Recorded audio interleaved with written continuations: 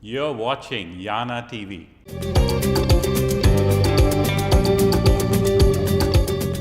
Hi, this is Yana and you're watching YanaTV. And today we have a very special episode for you.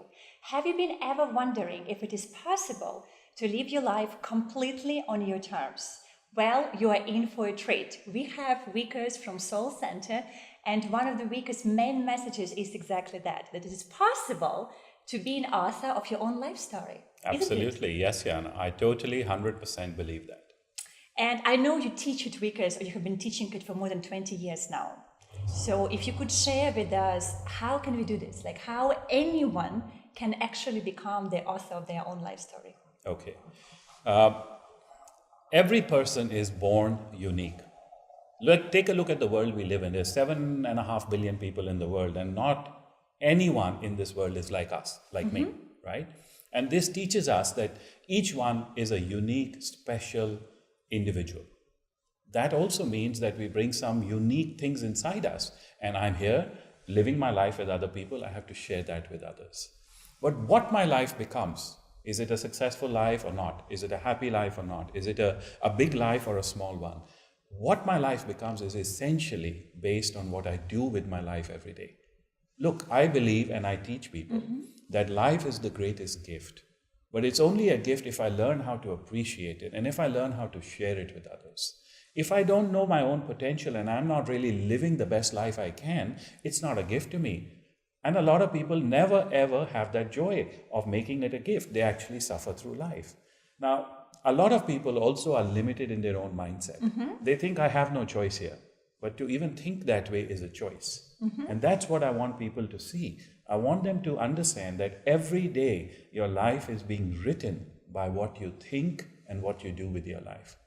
Destiny is not a thing which is pre-written for me. I am writing it today by what I think and what I do with today. It is not a thing that is waiting to happen. It is something that I must make happen. Absolutely. Destiny is made up by my choices and my actions on those choices. I love it. I love it. Destiny made up by choices and actions on those choices. That's great. Thank you. And I also know that on the way to full potential, people go through different stages. Certainly. Right?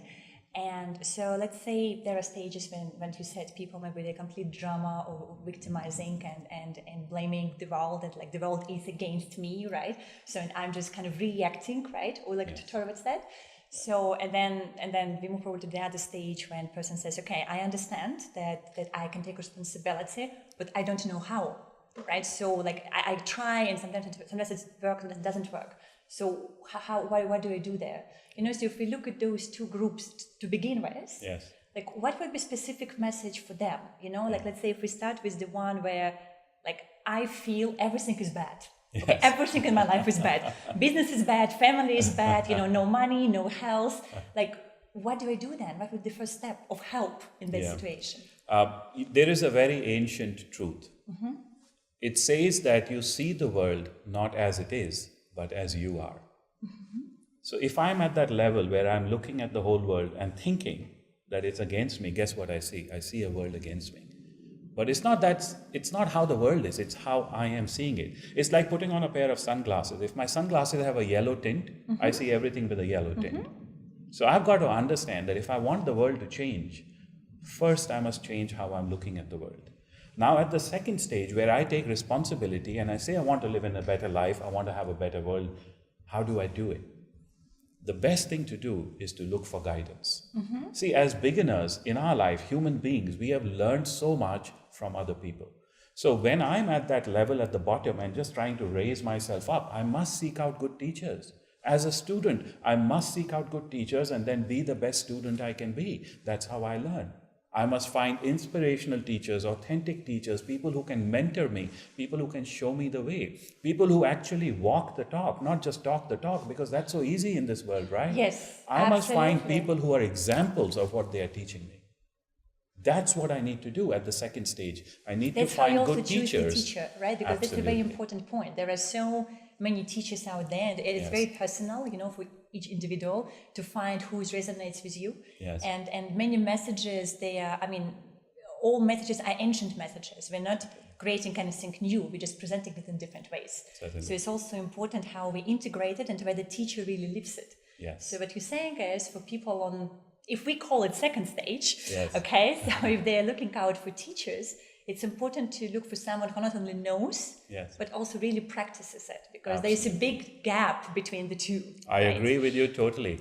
Yana, in fact, I call this field that I work in, I call it the spiritual supermarket. That's a good one. You walk into a supermarket, no matter what you want to buy, there are 20 different brands and each one is saying, I'm the best, right?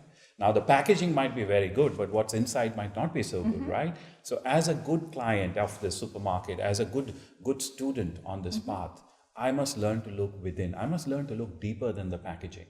In today's world of social media, it's so easy to claim anything. I mean, overnight, people start calling themselves masters and grandmasters. Is it true? So what you need to do, any student needs to do, is to look at the authenticity of the teacher. Because the marketing, the hype, runs off. It becomes weak. There's an end point to the marketing. But what really sustains the relationship, or what really makes this teacher good, is the authenticity of the teacher. Have they applied it in their life? Are they actually demonstrating what they're teaching to you? Are they consistent over a period of time? Have they credibility? What is their background? What is their history? So all of that we need to understand. That's how I find a good teacher. And when I find a good teacher, I can be sure that I will find the path. But then, at stage 3... Yes, I wanted to ask that. So you're a mind reader, I know that. So I find the path. Now what? My life doesn't change. If I have a stomachache and I find the medicine to get rid of that stomachache, my stomachache doesn't go away. I still have to take that medicine and give it some time. At stage 3, I begin to walk the path. I must take that responsibility. I must take that action, and I must give it some time. Walking any path means time, it means persistence, it means a little bit of patience. So that's stage 3, when I'm actually on the path and walking it, and that's how I learn. I make mistakes, I go off track, I come back on track, I learn my lessons, I get better and better and better. And it's absolutely invaluable. I say this again, to find good teachers. Absolutely invaluable. It's like, imagine that, I want to learn how to play golf. Yes. And I look for a coach because I know I need to get a coach, but I get a coach who's not very good. That coach is going to teach me things which are not right. And I'm going to start perfecting those things because I believe in this person and I think he knows what he's doing or she knows what she's doing. And I'm perfecting and imperfecting. That's not good for me long run. It's not going to make me a good golf player. Do you follow? So I must get good teachers. It's absolutely essential and imperative on this journey. So this is the stage 3, right? Yes. So if we talk in our stages here that we just came up with, so if we talk about our stages towards full potential, so what would be then the stage 4 after that? So let's say I got out of the drama, I realized I'm in charge of my life, I found a teacher and I'm working the path, I'm implementing, I'm doing my best to live the life according to his or her teachings. Yes. So the next...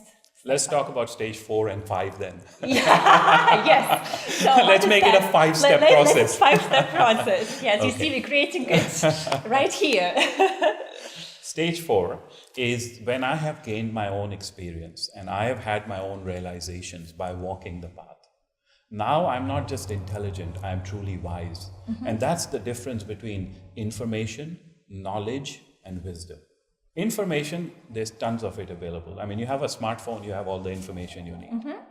Knowledge is information specific to certain goals. I want to be happy, how do I be happy? I want to be rich, how do I be rich? I want to find my potential, how do I find my potential? Knowledge.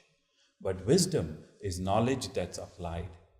When it's applied, it becomes real in me. I now know the lessons. I don't have to learn the lessons. I don't have to memorize the lessons. I can actually be that lesson. I am the example. I can talk about it. I can share it. I can make a way of it. I can create new concepts about it.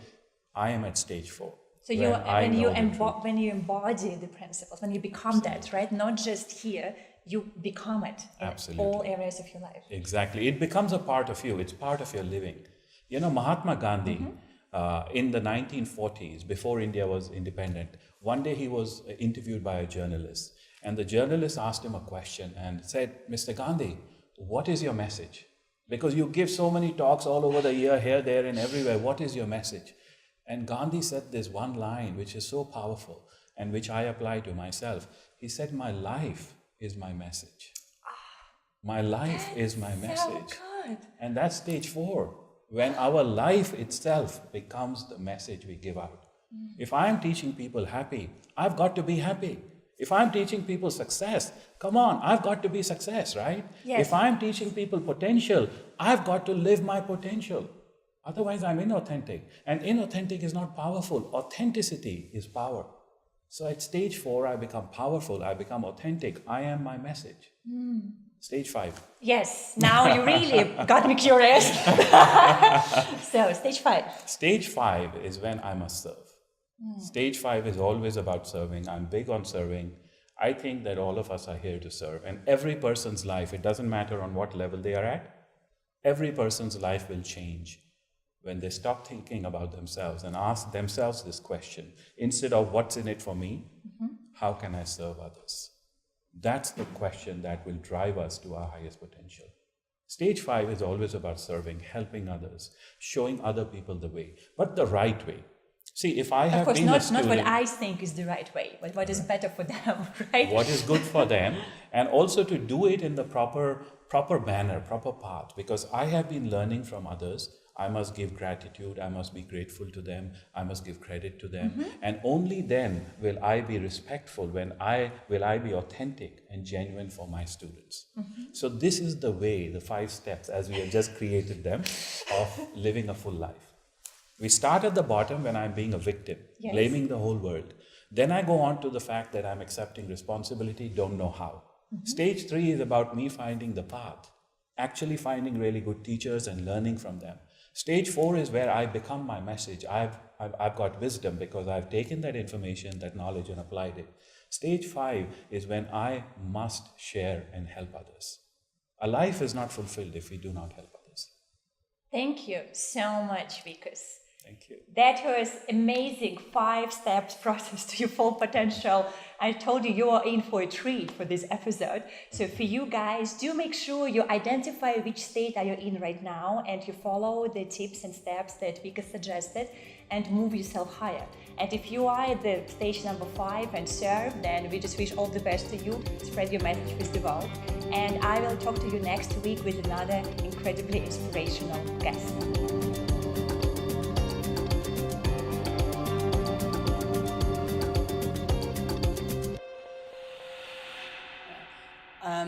I have 2 words that I live by, yeah? Yes. Authenticity, you must be authentic, and you must have integrity in everything that you do. So whether you're dealing with your suppliers, whether you're dealing with your customers, whether you're dealing with your staff, you have to have integrity and you have to have authenticity in everything that you do.